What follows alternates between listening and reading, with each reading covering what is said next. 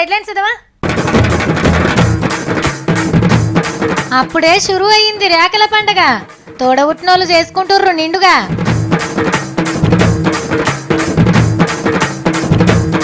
చంద్రన్నను సూరెక్కిచ్చిన జేసీసారు. MP గారి మాటలు మొత్తం తీన్మారు.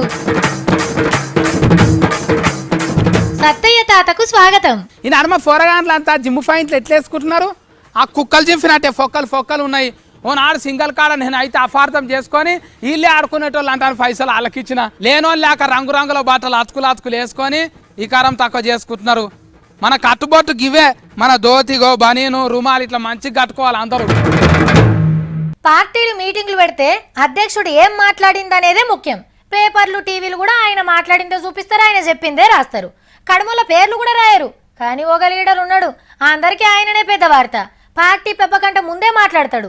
ఆ లీడర్ మాట్లాడింది మొత్తం విన్నాక అధ్యక్షుడు ఏది మాట్లాడాలో ఏది మాట్లాడొద్దో ఆలోచన చేసుకునేటట్టున్నాడు. ఇంకా ఉరియను కానీ సారు ఇకరా. శ్రీ జేసీ దివాకర్ రెడ్డి గారు సాంప్రదాయ ఉపన్యాసం.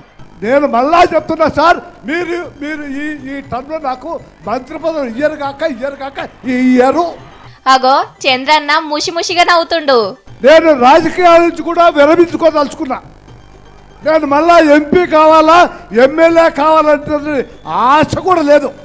మంత్రి పదవి ఇస్తా అంటేనే పోటీ చేస్తా అని ఇంకో తీర్లా చెప్తుండన్నట్టు.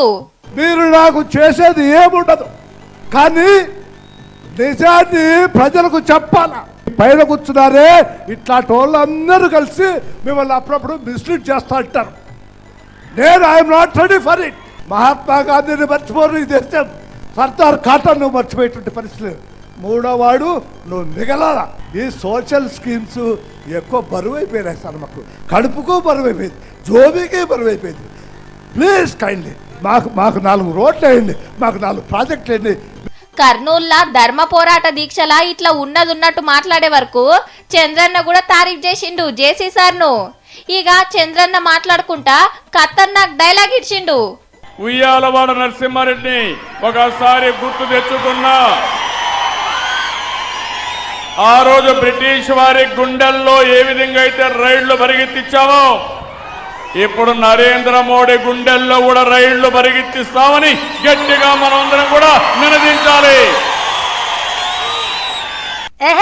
సర్వేలో మాకు 100 సీట్లు గ్యారంటీ అని ఒకలు, మాకే 60-70 సీట్లు పక్కా అని ఇంకొకలు. ఈ తాపక్ పవర్లకు మేమే వస్తాం అని నేరేటోళ్ళు. అబ్బచ్చా మేము లేకుంటే అధికారంలోకి వస్తారా, అది కూడా చూద్దాం అని ఇంకో లీడర్. ఇట్లా ఎవరి కాళ్ళు సర్వేలు చేయించుకొని చెప్తుంటారు.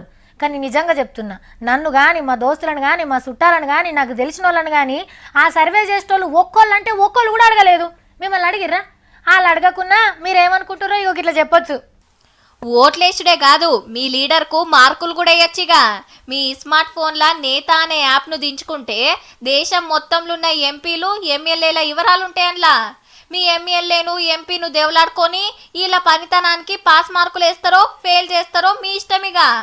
అంతేకాదు తీర్చని హామీలు ఏమున్నాయో కూడా రాయొచ్చు బాజాప్తా.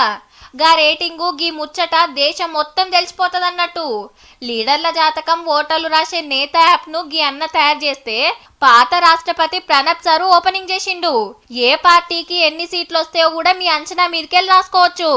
ఈ రేటింగ్ ను బట్టి ఈ లీడర్ కు టికెట్ ఇవ్వాలన్నా వద్దా అని పార్టీలు కూడా ఆలోచన చేసుకుంటాయి అన్నట్టు. 16 భాషలలో పనిచేస్తుంది. ఆల్రెడీ చాలా మంది లీడర్ల పనితనం బయటికి గుంజే పనులున్నారు పబ్లిక్. అంతా మంచిగానే ఉన్నది కానీ ఓట్ల పండుగ నాడు పచ్చ నోటు కోటర్ కీసా ముంగట గీ రేటింగ్లు పనిచేస్తుండొచ్చునా. అయ్యో బతకలేక బడి పంతులయ్యిండు ఆనందు వెనకట. ఇప్పుడు బతుకు బండి గుంజ శాతగానోళ్ళంతా బాబాలైతుర్రు. ఇంత నెత్తి వెంచి బట్టలు మార్చి ఓ 4గురిని భక్తులుగా పెట్టుకుంటే చాలు, హాయిగా బతికేయచ్చు. ఏవో 4 గారడీలు మ్యాజిక్లు జిమ్మిక్కులు చేస్తే ఇక దాన్ని చూసి జనం హబ్బా హబ్బా అనేగబడతారు. ఫుల్ పబ్లిసిటీ, ఫుల్ పైసలు. అదేందో డాక్టర్ని నమ్మనోళ్ళు కూడా ఈ బాబాలకు భక్తులు అయిపోతుంటారు. తన్నుడు బాబా, కొట్టుడు బాబా, విభూతి బాబా, నిమ్మకాయ బాబా, ఆ బాబా ఈ బాబా ఎందరో చూసుంటారు కదా.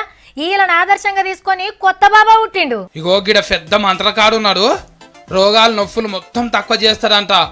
ఓం భీం క్లీం ఉఫ్ అనుకుంటా ఎక్కకు పట్టిన దయ్యాన్ని వదిలిస్తున్నాడు. అస్సలు మంత్రం ఇప్పుడేస్తాడు. ఇక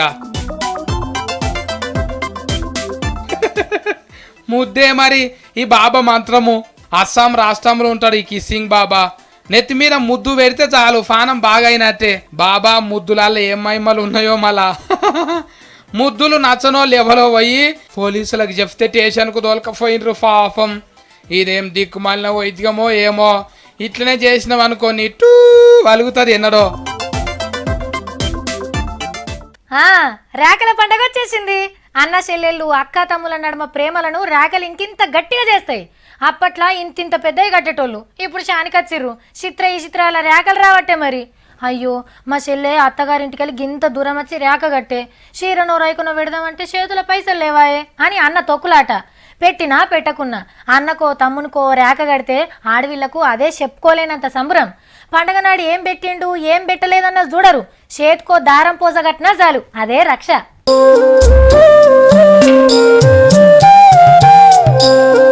అబ్బా ఎంత పెద్ద రేకనో చూడుర్రి. 999 అడుగుల పెద్ద రేకను తయారు చేసిరు విజయవాడలా. చూసి మురవాల్సిందే గాని కట్టుకునుడైతే గాని పని. మార్కెట్లో కూడా తీరొక్క రేకలు పెట్టిర్రుల్లో ఎంత ముద్దుగున్నాయో చూడుర్రి.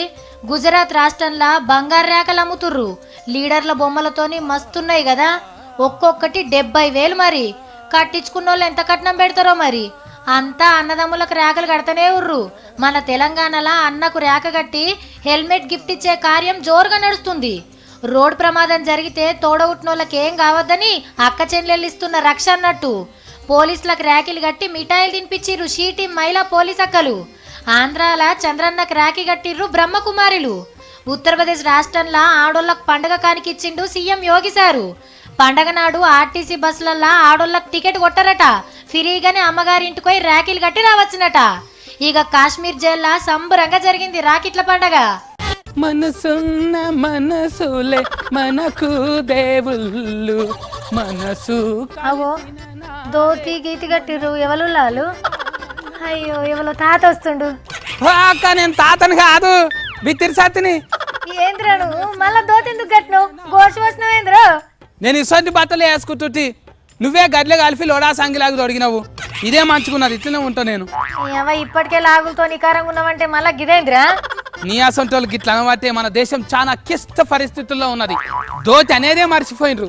అంటే యూత్ అంతా జీన్ పాయింట్లు టీ షర్ట్లు స్లిమ్ పాయింట్స్ ఇవన్నీ వేస్తున్నారు కదా, నువ్వేంది దోతి కట్టినావని అడుగుతున్నా. ఈ నడమ పోరగాండ్లు అంతా జిమ్ పాయింట్లు ఎట్లా వేసుకుంటున్నారు? ఆ కుక్కలు చింపినట్టే ఫొక్కలు ఉన్నాయి. ఓనాడు సింగల్ కాడ నేను అయితే అపార్థం చేసుకొని వీళ్ళే ఆడుకునేటోళ్ళు అంటారు పైసలు వాళ్ళకిచ్చిన. ఒరే అవి చిన్న పాయింట్లు కాదురా, ఫ్యాషన్ అంటారు. అది నీకేమో ఫ్యాషన్ తెలియదా? నీ ఫ్యాషన్ల మనువాడ లేనోళ్ళు లేక రంగురంగుల బట్టలు అతుకులు వేసుకొని ఈ కారం తక్కువ చేసుకుంటున్నారు. మన కట్టుబొట్టు గివే, మన దోతిగో బనీను రుమాలు ఇట్లా మంచిగా కట్టుకోవాలి అందరూ. రోజులు మారుతున్నాయి కదరా, మనుషులు కూడా చేంజ్ అవుతుర్రు. నువ్వు కూడా లోడా సంగిలా ఇడ్చిపెట్టి పాయింట్ వేస్తావంటే అయిపోతుంది. గిదేంద్ర మరి ఇట్లా చేసినావు. బుసోటు ఫైన్ వేసుకుంటే మడమల దాకా ఉండేటివి ఇప్పుడు ఫిక్కల మీదకి మోకాల దాకా.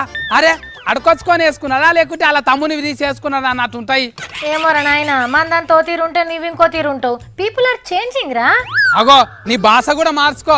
ఇంగ్లీష్ ఏంది? మమ్మీ డాడీ డిన్నర్ లంచ్ బొంచ అంట అని. ఆగో మళ్ళా భాష గీసి అంటున్నావేంద్రా? ఇంకెట్లా మాట్లాడాలో చెప్పు. అబ్బా ఎట్లా మాట్లాడాలో తెలియరా? బాలాకి ఎట్లా మాట్లాడుతుంది? నాగమ్మ పందిర్ నాదరా ఈర్ఫెన్తో ఫేన్లు కుక్కుంటా కూర్చున్నావు. ఆ సౌడు మనతో తానం చేసి ఒక్క ఫేన్ లేకుండా పోతుంది. ఇట్లా మాట్లాడాలి. ఆగో మరి ఇంట్లో నేనేం చానిగా మాట్లాడుతున్నారా? అబ్బో నువ్వు సుఖమైన సోలవు. హలో కావ్య, నేను సాంపుతోని ఎడ్డిబాతు చేసుకున్నా, ఇప్పుడే కండిషన్ వాడినా. నువ్వేం వాడినావు రా అంటావు. నేనేందో నాకు తెలుసు కానీ సావిత్రుల తమ్ముడు హైదరాబాద్ లో దోతి కట్టి అట్లా బజార్లో తిరుగుతున్నాడు అంటే నీకే రెస్పెక్ట్ ఇయ్యరు. ఎందుకు ఇయ్యరు రెస్పెక్ట్? ఉపరాష్ట్రపతి వెంకయ్య నాయుడు సారే కడుతున్నాడు, ఇంకా నేను కడితే ఏమైంది? అయ్యో సార్ అంటే అప్పుడు ఎట్లుండో ఇప్పుడు కూడా అట్లనే ఉన్నాడు. సార్ కడితే నువ్వెందుకు కడుతున్నావు?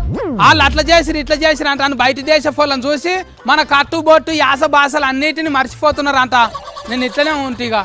అరే సార్ పరిస్థితి వేరే, నీ పరిస్థితి వేరే.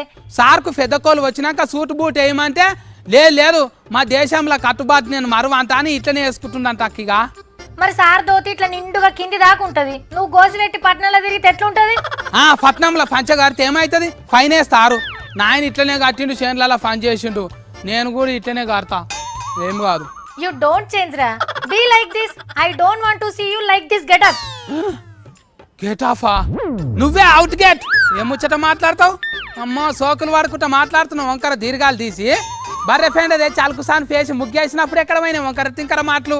నీకో దండం రా నాయన, ఏమైనా ముచ్చట ఉంటే చెప్పు కానీ నా ముచ్చట ఎలా తీస్తావు నువ్వు అట్లా ఉండకరా నాడు సప్పుడు అక్కడికించి. తాతనా గోషి కట్టుకుంటే తాత లెక్క కనిపిస్తున్నాను. నాకు ఇంకా లగ్గం కూడా కాలేరు బుజ్జి. అన్నా అనాలే, అన్నా అను.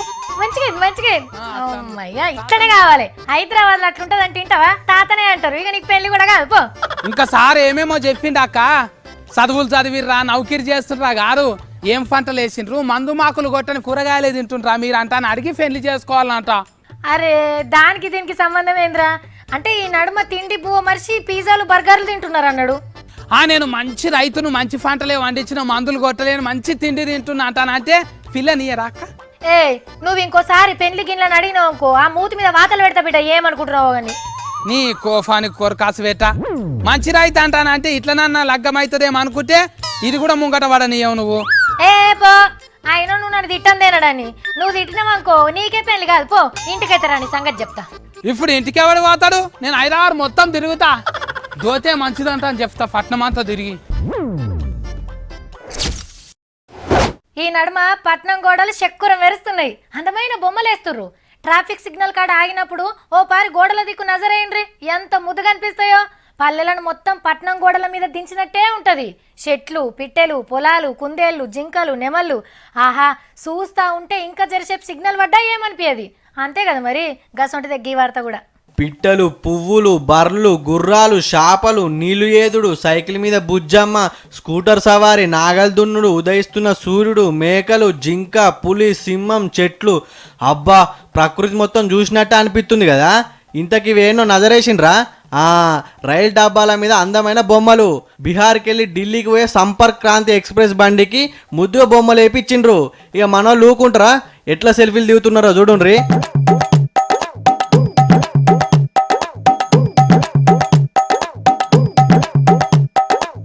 ప్రకృతి గొప్పతనం మన కల్చర్ ఎరిక చేసేందుకు డబ్బాలకు బొమ్మలు వేసిండ్రు అన్నట్టు. ఎక్కటోళ్ళకు ముద్దుగా అనిపిస్తే కడమ బండ్లకు కూడా బొమ్మలద్ద ఆలోచనలు ఉన్నారట ఆఫీసర్లు.